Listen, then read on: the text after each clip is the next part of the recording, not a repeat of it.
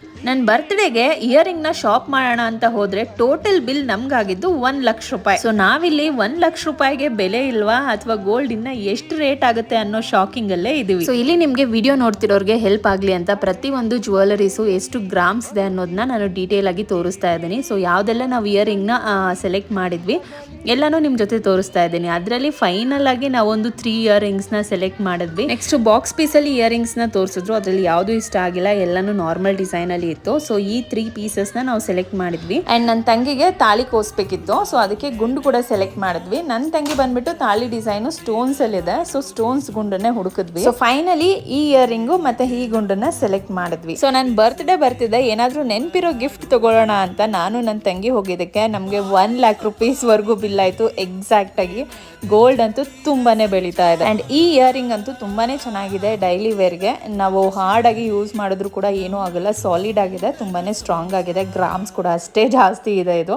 ನನ್ನ ತಂಗಿ ಸರ ಕೂಡ ಪೋಣಿಸಿದ್ವಿ. ರೀಸೆಂಟ್ ಆಗಿ ನನ್ನ ತಂಗಿ ಮದ್ವೆಗೆ ಅಷ್ಟು ಜ್ಯುವೆಲರೀಸ್ ತೆಗ್ದಿದ್ವಿ. ಸೊ ಮತ್ತೆ ಗೋಲ್ಡ್ ಶಾಪಿಂಗ್ ಬೇಡ ಅನ್ಕೊಂಡಿದ್ರೆ ಏನೋ ಒಂದ್ ಮಾಡಿ ಗೋಲ್ಡ್ ಶಾಪಿಂಗ್ ಆಗುತ್ತೆ. ಸೊ ನಾವು ಚಂದಾಪುರದಲ್ಲಿ ಯಾವಾಗ್ಲೂ ಗೋಲ್ಡ್ ಶಾಪ್ ಮಾಡೋದು ಕಾವೇರಿ ಜ್ಯುವೆಲ್ಸ್ ಅಲ್ಲಿ. ಇದು ಚಂದಾಪುರದಲ್ಲಿ ಸ್ವಾಮಿ ವಿವೇಕಾನಂದ ಅಪೋಸಿಟ್ ಅಲ್ಲಿ ಲೊಕೇಟ್ ಆಗಿದೆ. ಸೊ ನಿಮ್ಗೆ ಏನಾದ್ರು ಬೇಕು ಅಂದ್ರೆ ವಿಡಿಯೋ ಮೇಲೆ ನಂಬರ್ ಕೊಟ್ಟಿರ್ತೀನಿ, ಅವ್ರಿಗೆ ಕಾಲ್ ಮಾಡಿ ಗೋಲ್ಡ್ ನ ಪರ್ಚೇಸ್ ಮಾಡ್ಬೋದು. ಅಂಡ್ ಶಾಪಿಂಗ್ ಮುಗಿಸಿ ಹೊಟ್ಟೆ ಹಸಿತಾ ಇತ್ತು, ಮಸಾಲೆ ದೋಸೆ ತಗೊಂಡು ರಿಟರ್ನ್ ನಾವು ಮನೆ ಕಡೆ ಬಂದ್ವಿ.